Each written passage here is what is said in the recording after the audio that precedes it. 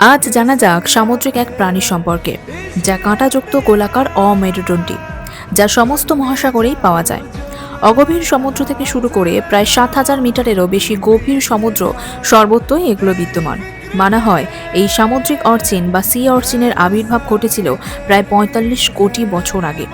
সামুদ্রিক অর্চিনরা ইকিনোডার্মাটা নামক সামুদ্রিক অমেরুদণ্ডী প্রাণীদের একটি দলের অন্তর্ভুক্ত, যার অর্থ কাঁটাযুক্ত চামড়া।